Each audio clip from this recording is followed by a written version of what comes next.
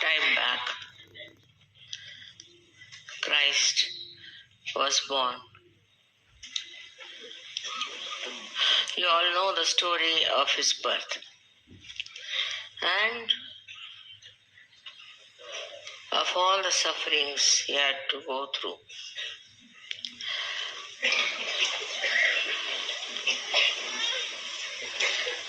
He's the one who has given us a model of a Sahaja. For he didn't live for himself in no way, but he lived for others, working out the Agya Chakra. You may be divine, you may be very powerful, but this world is so cruel that they don't understand spirituality. They don't understand the spiritual greatness. Not only that, but there are many factors which attack spirituality. They have always done it. Every saint has suffered a lot. But I think Christ has suffered the most.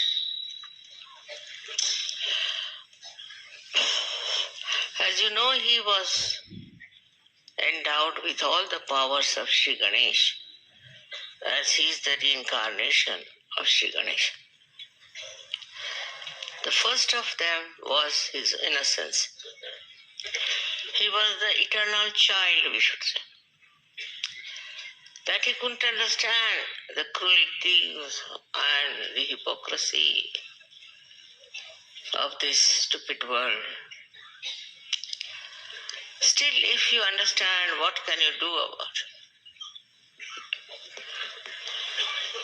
But with great courage, he took birth in the country where people had no idea of spirituality. I've read a book about him saying that he came to Kashmir. He met one of my forefathers, Shalivana. It's very interesting because it's all in Sanskrit. And the writer perhaps did not know Sanskrit. So he has given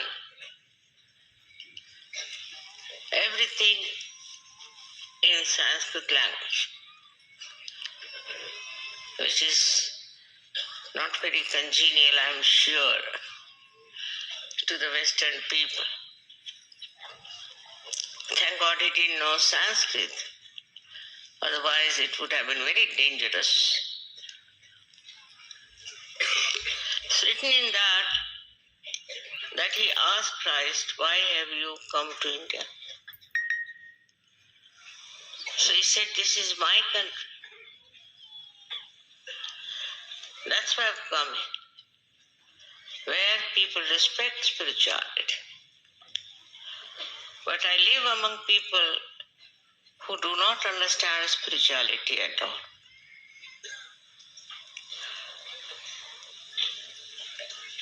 His conversation with him was very, very interesting because Shalivana said that there is more reason that you should go back to your country and teach them Nirmala Tattvam. That's the principle of purification. Went back. After 3.5 years, he was crucified. I personally think the big difference between the Western execution and Indian is that in the West, killing is a very great profession. With the slightest pretext, they kill people. Anybody who is a saint was killed, or they call him a madcap. This is the best way to avoid spirituality. While in India, if a saint says anything, then he's not challenged. Never. But they believe in it. Because he's a saint, he's a much higher personality than we are. Though there were very nasty people around and they tortured them, but as a whole, the public, the people, respected them.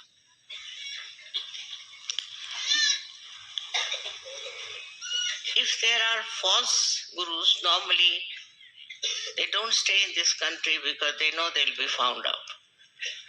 Also, they are so money-oriented that they go to America or to some foreign countries and settle down there to make money.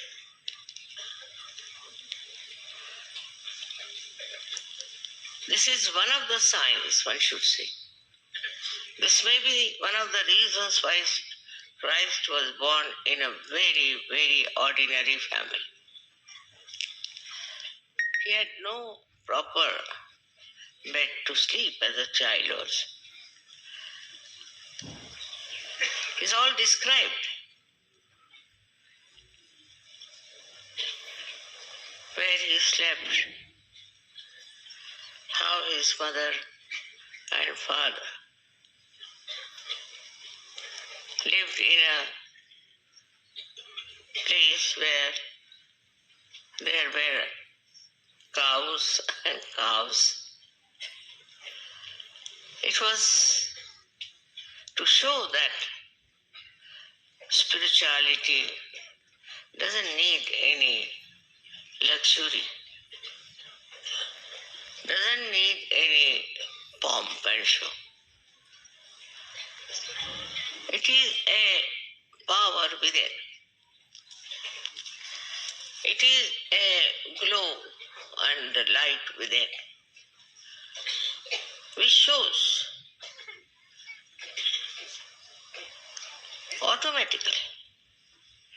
You don't have to do anything to show it all.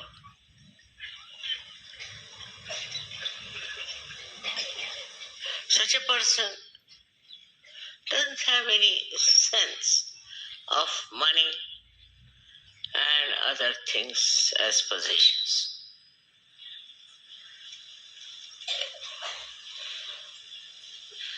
He was bothered about people who were suffering physically, even the lepers. And he tried to cure them.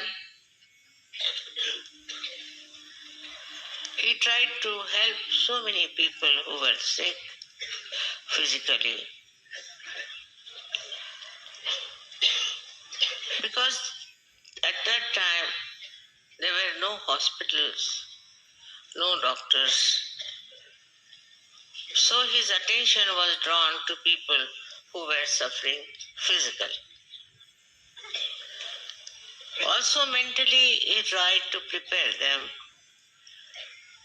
There are so many beautiful sermons on the Mount. In a way, that time, people were not so materialistic. So they listened to him. We can't say how many understood. It's very important that if you are not a realized soul, then it's difficult to understand spirituality. The one who is talking about spirituality and the one who is listening to it, both of them have to have minimum